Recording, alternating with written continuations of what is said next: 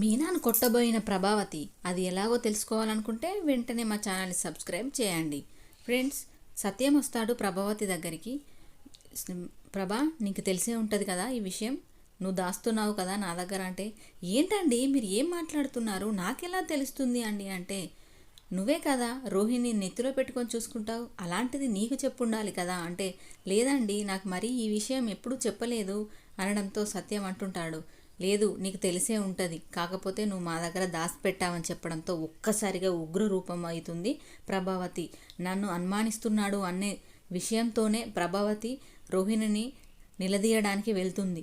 పదండి మీ ముందే తేల్చుకుంటాను ఆ విషయం అనడంతో, ఆగు ప్రభావతి, ఇప్పుడు ఇలా అల్లరి చేయడం కాదు, నువ్వు ప్రశాంతంగా ఉండు అంటే, ఏంటండి ప్రశాంతంగా ఉండేది, మన ఇంట్లో సమస్య, అది ఎలాగూ అందరికీ తెలియాల్సిందే, అదేదో తెలుసుకుందాం పదండి అంటూ ప్రభావతి రోహిణి వాళ్ళ గదిలోకి వెళ్ళబోతుంది.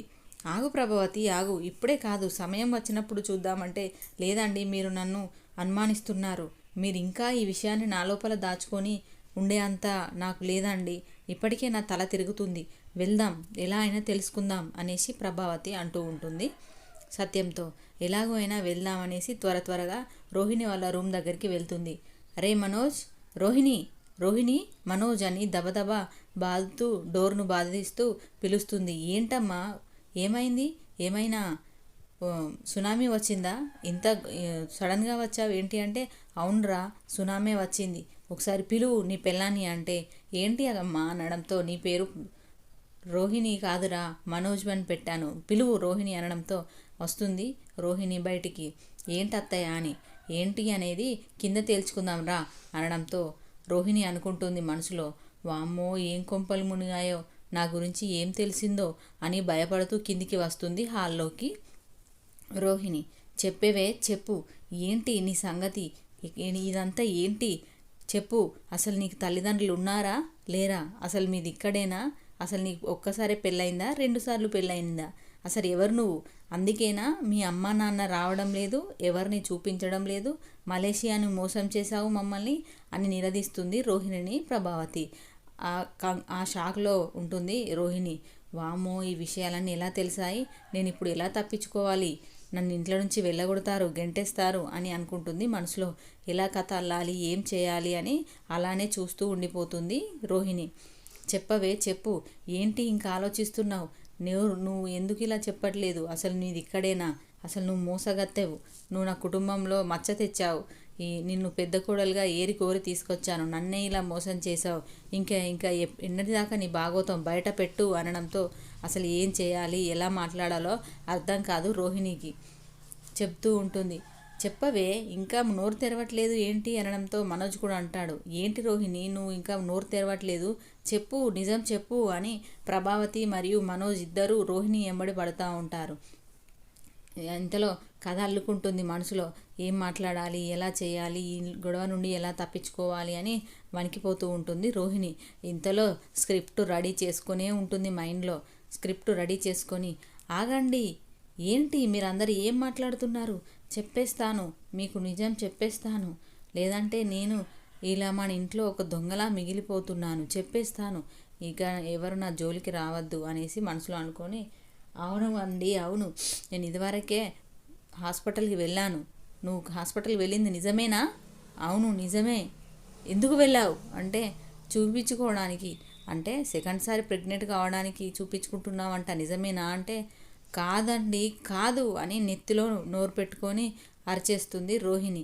నేను వెళ్ళింది నిజమే, రెండవసారి ప్రెగ్నెంట్ కోసం వెళ్ళినాను నిజమే, కానీ అది మనోజ్ వల్లనే వచ్చింది నాకు అని అనడంతో ఒక్కసారి అందరూ షాక్ అయిపోతుంటారు. సత్యం, ప్రభావతి, మీనా, బాలు, శృతి, రవి. ఏంటి అంత మంచి విషయం మాకు చెప్పకుండా ఎందుకు దాచావు అనడంతో, ఏం చేయాలంటే ఏం చేయాలి, ఎవరికి చెప్పాలి నా బాధ, ఏమని చెప్పాలి, నాకు అసలు తెలియదు, కడుపు నొస్తుంది అని హాస్పిటల్కి వెళ్ళాను, అప్పుడే అదే టైంలో మా నాన్నగారు జైల్లో పడ్డారు, ఆ టెన్షన్కి ఆ స్ట్రెస్కి నాకు పాప కడుపులోనే చనిపోయింది అని చెప్పడంతో అందరూ ఒక్కసారిగా జాలి అయిపోతుంటారు. చూశారు కదా ఫ్రెండ్స్, ఎంత నంగనాచి రోహిణి ఎలా స్క్రిప్ట్ అల్లిందో, ఎలా అందరి దగ్గర నుంచి తప్పించుకోవడానికి ట్రై చేసిందో, ఆహా ఏం రోహిణి అండి, అందరూ నమ్మేస్తారు. అవును, ఇలా అయింది, స్ట్రెస్ వల్ల లోపల పాప లోపాలనే చనిపోయింది, మీకెవరికి చెప్పలేదు అని చెప్తూ ఉంటుంది రోహిణి. ఆ చెప్పినటువంటి రోహిణి మాటలకు ప్రభావతి కరిగిపోతుంది. చూసారా అండి, చూసారా, నేను ఎంత అనుమానించాను నా కోడల్ని, అయ్యో నా కుటుంబానికి వారసుని తీసుకొచ్చే నా కోడల్ని నేను అనుమానించానే అని అంటూ ప్రభావతి అంటూ ఉంటుంది. ఇంతలో అందరూ మళ్ళీ కూర్చొని, అసలు ఎవరు చెప్పారండి నీకు ఈ విషయం, మా గురించి ఎవరు చెప్పారు అని మనోజు ప్రభావతిని అడగడంతో, మా పర్సనల్స్ ఎవరు మీకు చెప్పారని ప్రభావతిని అడగడంతో, ఇంకెవరు చెప్పారు, మీ నాన్నగారే చెప్పారు అని చెప్తుంది ప్రభావతి. నాన్నగారు చెప్పారా? అవును, మీకెవరు చెప్పారండి అని ప్రభావతి అడుగుతూ ఉంటుంది. నాకైనా ఎలా తెలుస్తుంది, నాకు ఒకరు చెప్తేనే కదా తెలుస్తుంది, నాకు బాలు చెప్పాడు అని చెప్తాడు సత్యం.